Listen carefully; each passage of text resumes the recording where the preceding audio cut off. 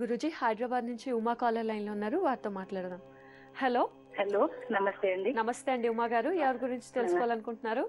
Ma'am, మా husband గురించి తెలుసుకోవాలనుకున్నాను ma'am. తప్పకుండా అండి. మీ హస్బెండ్ పేరు, నక్షత్రం చెప్పండి. చంద్రశేఖర్ అండి. డేట్ ఆఫ్ బర్త్ అండి, నక్షత్రం లేదు. చెప్పండి. 14/8/1963. 14/8/1963. మధ్యాహ్నం 2:34 PM. మధ్యాహ్నం 2:34 అవును మ్యామ్. సరేనండి, మాట్లాడండి గురూజీతో. నమస్తే తల్లి. నమస్తే సార్. గురూజీ, నాకు షివరింగ్ అవుతుందండి మాట్లాడాలంటే. గురూజీ, పాదాలకు వందనాలు. గురూజీ, మదర్ టంగ్ మరాఠీ, తెలుగు మాట్లాడాను కరెక్ట్ గా, అయినా అర్థం చేసుకుంటాను గురూజీ. గురూజీ, మా హస్బెండ్ గురించి తెలుసుకోవాలండి. ఓకే, మీకు తెలుగు వచ్చా కరెక్ట్ గా? వచ్చు వచ్చు.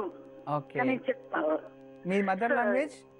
మదర్ టంగ్ మరాఠీ అండి. ఓకే, రైట్, మాట్లాడండి, పర్వాలేదు, తెలుగునే. గురూజీ, మా మ్యారేజ్ 24 years అవుతుందండి. ఇప్పుడు మా హస్బెండ్ కి ఏ బిజినెస్ సక్సెస్ లేదు గురూజీ. అయితే స్టార్టింగ్ లో అయితే పెళ్ళయింది లాస్ అయింది, పెళ్ళయింది లాస్ అయింది అనేది బాధ నాకు చాలా ఉంది గురూజీ. ఇవాళ వరకు అదే ఉంది. అయినా ఏదో ఫైనాన్స్ అని అది అని ఇది చేస్తూనే వస్తున్నాము. పిల్లలు, ఒక ఆమె డిగ్రీ, ఒక ఆమె ఇంటర్, ఒక ఆమెది ఎంగేజ్మెంట్ అయింది గురూజీ. పెళ్లి అంటే ఎట్లా టెన్షన్ అయిపోతుంది గురూజీ. ఒక చిన్న సపోర్ట్ లేదు ఫ్యామిలీలో. ఏ దాని గురించి అయినా ఈ హస్బెండ్ కి నేను లాస్ చేస్తున్నాను అనే బాధనే ఉంది గురూజీ నాకు. ఇప్పుడు ఒక్క బిజినెస్ ఒక సక్సెస్ అనేది లేదు గురూజీ.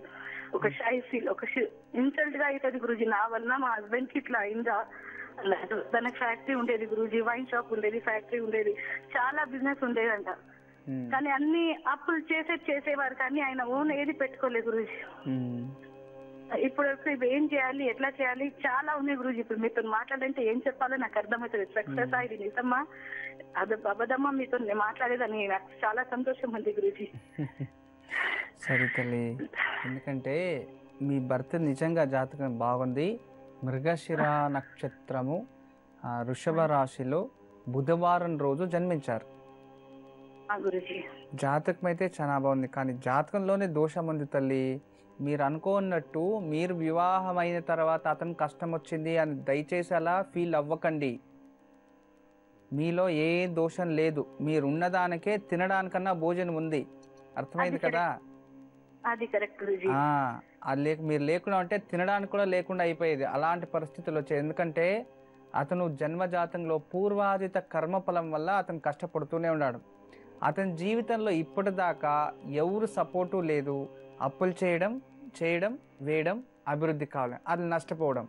అప్పులకి అప్పులు 1 లక్ష రూపాయలది 1 కోటి వరకు వెళ్ళిందే వరకు అతను కష్టపడి అప్పు తీరిపాను అనేది ఏమైనా ఉంటే చెప్పండి చూద్దాం. ఏం లేదు. అలా ఉన్నప్పుడు వేరే వాళ్ళెవరో మోసం చేస్తే దానికి మీ పైన ఎందుకు అలా బాధ్యత వహించుకుంటారో అలా మాట్లాడకూడదు ఎప్పుడు. ఎందుకంటే జాతకంలోనే దోషం వచ్చింది. పంచమ స్థానం పూర్వపుణ్యస్థానాన్ని చూపిస్తుంది. పూర్వపుణ్యస్థానంలో పాపగ్రహాలు శనితో ఉన్నాడు. అంటే ఇప్పుడు వెనుక జన్మ నుంచి కర్మఫలం ఎక్కువ తెచ్చిండడం వల్ల ఇక్కడ కష్టాలని అనుభవిస్తూ ఉన్నాడు అంతే. అయితే ఈ ఒక పూర్వపుణ్యస్థానాన్ని చూసే దానికి పరిహారం చేసుకుంటే చక్కగా ఇంకా అభివృద్ధి అవ్వచ్చు. మీరేమి భయపడకండి.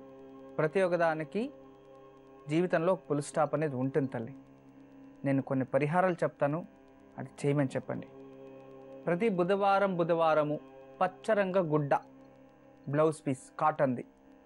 తర్వాత పెసరు పప్పు కాదు, పెసరు 100 గ్రాములు. ఆకు వక్క 2 అరటిపళ్ళు చేతిలో పెట్టుకొని మహావిష్ణు దేవాలయం అంటే రాముల వారు కావచ్చు, విష్ణు దేవాలయం, వెంకటేశ్వరు, ఏదైనా సరే దేవాలయాన్ని 5 ప్రదక్షిణలు చేసి దాన్ని దానం ఇవ్వాలి. ఇలా 16 బుధవారాలు చేయమని చెప్పండి. ప్రతి శనివారం ఆంజనేయ స్వామి దేవాలయానికి వెళ్ళి ఆంజనేయ స్వామికి సింధూరంతో అభిషేకం ఒక 16 శనివారాలు చేయించండి. మీరింట్లో ప్రతిరోజు సాయంత్రం ఉదయం 6 నుండి 7 లోపు స్నానం చేసి దేవుడు గదిలో కూర్చొని నెయ్యి దీపం వెలిగించి మహాలక్ష్మికి ఈ ఒక మల్లె పుష్పాలు, ఏదైనా సుగంధభరితమైన పుష్పాలు సమర్పించి కనకదార స్తోత్రం పఠించండి. మళ్ళీ సాయంత్రం సంధ్యాకాలంలో ఇలాగే కనకదార స్తోత్రం పఠించాలి. ఉదయము స్నానం చేయాలి, సాయంత్రము స్నానం చేయాలి. 48 రోజులు జాగ్రత్తగా మీరు చేసిందే అయితే ఖచ్చితంగా మీ కుటుంబంలో ఉన్న దోషం వెళ్ళిపోతుంది. అమ్మాయికి పెళ్లి చేయగలరు, ఇతను కూడా జీవితంలో అభివృద్ధి అవుతాడు. మీకు అనుకూలమైతే కొల్లాపూర్ మహాలక్ష్మి దేవాలయం ఒక్కిత వెళ్ళి అక్కడ దర్శనం చేసుకొని ఆ కొల్లాపూర్ మహాలక్ష్మి ముందు తాబేలి ఉంటుంది, టాటాయిస్ తాబేలి అమ్మవారు.